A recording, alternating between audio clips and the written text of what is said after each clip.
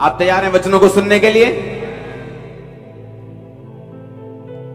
मैंने कहा था आप लंगड़े चलते हुए देखिए, आप अंधों को आंखें मिलते हुए देखिए, लेकिन अगर आपके पास वचन नहीं तो शैतान आपको घेर लेगा। पता है कि नहीं पता? अपनी आंखों के सामने मैंने कहा चाहे आप लंगड़े चलते हुए देखिए, आपने हजारों टेस्टिमनी सुनी, आज आपने थर्सडे सुनी, आप हर संडे सुनते हैं, हाँ या ना? इन टेस्टिमनीज को सुनने के बावजूद भी और रिसीव करने के बावजूद भी जो चीज आपको संभाल के रखती है वो वचन है। और वचन कितने प्रकार का है? दो तरह का। एक है रेमा वचन, एक है लोगोस। रेमा वचन किसे बोलते हैं? जो परमेश्वर खास आपको देता है, जैसे मुझे दिया था, हे मेरे प्रिय भाइयों हियाब बांधो, दृढ़ रहो, क्योंकि मसीह में की गई मेहनत कभी व्यर्थ नहीं जाती। कीबोर्ड कम करो थोड़ा। आप मेरी बात समझ रहे कि नहीं? वो मेरा रेमा वचन था। और कम करो। अपने पड़ोसी को बोलो तेरा रेमा वचन क्या है। वो तेरी हेल्प करेगा परमेश्वर से वो चीजें लेने के लिए जो परमेश्वर चाहता है। आमीन। और कम करो। उसे क्या कहते हैं? रेमा वचन। जो कैसे मिलता है आपको? आप जब लगातार बाइबल पढ़ते हैं, रोज परमेश्वर के वचन के साथ जब आप जुड़ते हैं, परमेश्वर आपको रेमा वचन देता है। पतरस को मिला, पतरस ने कहा परमेश्वर अगर तू ही है तो मुझे रेमा वचन दे, यानी तू मुझे मुंह से बोल कि तू पानी पे चल के मेरे पास आ। और बाइबल कहती है यीशु मसीह ने कहा आ जा, तो पतरस पानी पे चलने लगा। आमीन। रेमा वचन आपको असंभव कर देता आपकी लाइफ में, इम्पॉसिबल पॉसिबल कर देता। जो रिपोर्ट है ना आपके हाथ में इम्पॉसिबल वाली ठीक नहीं हो सकती, पॉसिबल होगी आज इस फायर से। ये रेमा वचन कर सकता है। आमीन। उसने मेरी लाइफ में किया जब मैं निराशा में था और लगता था कि यीशु मसीह से भी ये काम नहीं हो सकता, लेकिन परमेश्वर में चल रहा था कि चलते हैं, अब और कोई रास्ता नहीं है। मुझे जीवित परमेश्वर के बारे में मालूम है, यही वो जीवित परमेश्वर है जो मुझे मिला है। लेकिन रेमा वचन मिलने के बाद कि हे मेरे प्रिय भाइयों हियाब बांधो, दृढ़ रहो, क्योंकि रोज 2 घंटे मुझे बाइबल पढ़नी पड़ती थी। इसलिए नहीं कि मैं परमेश्वर से बहुत प्यार करता था, इसलिए क्योंकि वो बाइबल पढ़ने से मेरे मेंटली अपसेट के जो दौरे अटैक थे वो कम हो जाते थे।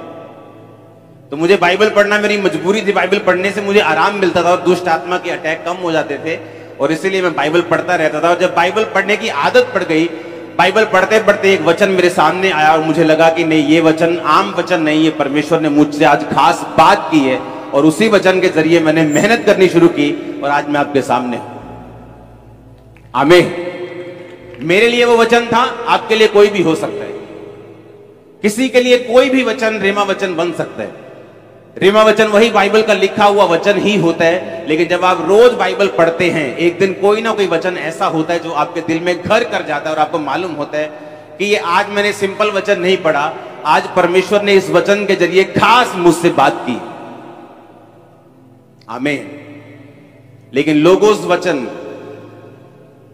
जो लिखा हुआ वचन है उसे पढ़ना भी जरूरी है, क्योंकि शैतान रेमा से नहीं, वो लोगोस से हारता है। आपकी लाइफ में मिरेकल रेमा वचन से होता है, जब परमेश्वर आपसे बात करता है। लेकिन जब शैतान आपकी परीक्षा करता है, वो आपको रेमा वचन के बारे में नहीं, वो आपको लोगोस से, आपके माइंड में आपकी परीक्षा करता है। यीशु मसीह के पास आके उसने बोला पत्थरों को बोलिए क्या बन जाए? रोटियां बन जाए। और यीशु मसीह ने रेमा वचन का यूज नहीं किया कि थोड़े दिन पहले मेरे लिए आकाशवाणी हुई थी कि मैं उसका प्रिय बेटा हूं, वो मुझसे बहुत खुश है। यीशु मसीह ने लिखे हुए वचन का यूज किया और कहा कि शैतान लिखा है इंसान अकेली रोटी से नहीं, परंतु परमेश्वर के मुख से निकले एक एक वचन से जिंदा रहेगा। आमीन। कितना इंपॉर्टेंट है लिखा हुआ वचन आपकी लाइफ में होना, कितना जरूरी है जो बाइबल आपके हाथ में है इसे रोज पढ़ना। नहीं तो जितने मिरेकल्स आप देखते हैं, जितने मिरेकल्स आप रिसीव करते हैं, जितना सामर्थ आप रिसीव करते हैं, उसके बावजूद शैतान आपको धोखा दे जाएगा अगर आप इस वचन को नहीं पढ़ते तो। इमेजिन करो, लंगड़े चलते हुए देखना, पागलों को संगलियों से आजाद होते हुए चर्च में देखना, 25 साल बाद प्रेगनेंसी देखना, लंगड़ों को चलते हुए देखना, बॉर्न क्रिपल को चलते हुए देखना, और फिर भी शैतान से धोखा खा जाना, क्योंकि हमें लगता है कि हम परमेश्वर को पूरी तरह से जानते हैं। लेकिन बाइबल कहती है परमेश्वर के कामों को जानना और परमेश्वर को जानना ये दोनों अलग अलग चीजें। बाइबल कहती है उसने इजराइलियों पर अपने काम प्रकट किए और मूसा के ऊपर अपनी गति प्रकट की।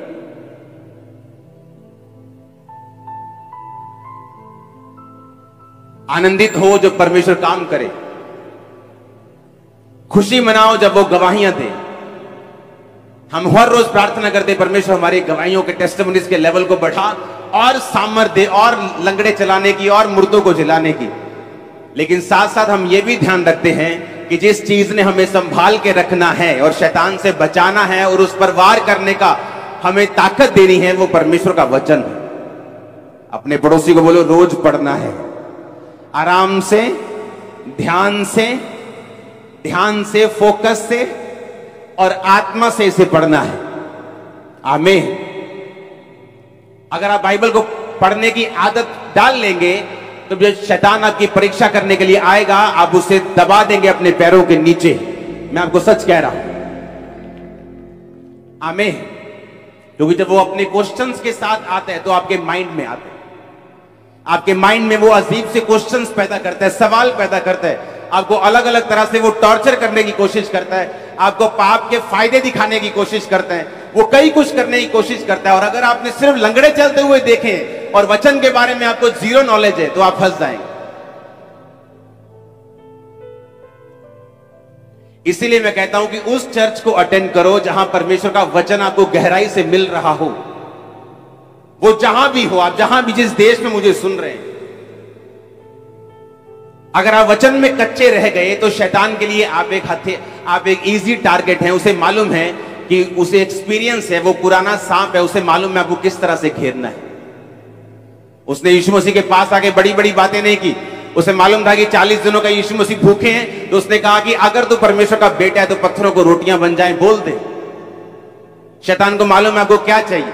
किसी की कमजोरी पैसा है, किसी की कमजोरी व्यभिचार है, किसी की कमजोरी कुछ है। उसे मालूम है आपकी कमजोरी क्या है। किसी की कमजोरी डर है, किसी की कमजोरी उसकी पढ़ाई है, किसी की कमजोरी उसका बिजनेस है, किसी की कमजोरी उसके रिश्तेदार हैं। शैतान को मालूम है आपकी कमजोरी क्या है, और अगर आप वचन में कच्चे हुए, वो आप ही की कमजोरी को आप ही के खिलाफ यूज करेगा और आपको गिरा देगा।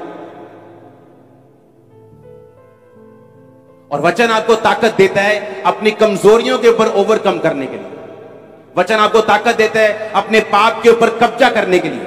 इसलिए परमेश्वर ने कहा अपने शरीर को शैतान के हाथों में, पाप के हाथों में नहीं सौंपो।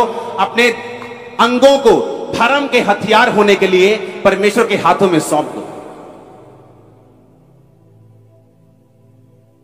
एक बार जरा जोरदार हालेलुया बोल दो जरा। आमीन।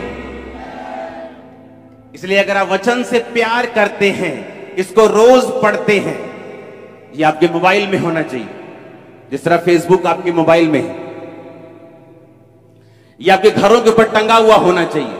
आपके फेवरेट वर्ड्स, आपके रेमा वचन, वो वचन जो आपके दिल को अट्रैक्ट करते हैं, जो वचन आपके दिल को अच्छे लगते हैं। आपको मालूम है कि कहीं परमेश्वर मुझसे इन वचनों के जरिए बात कर रहे हैं। ये आपकी गाड़ियों पे लगे होने चाहिए, ये आपकी साइकिल पे लगा होना चाहिए, आपके बाइक पे लगा होना चाहिए, आपके घर पे लगा होना चाहिए, आपके नौकरी वाले स्थान पे, आपके बिजनेस पे, आपके घर पे, आपके घर के दरवाजों पे ये लगा होना चाहिए।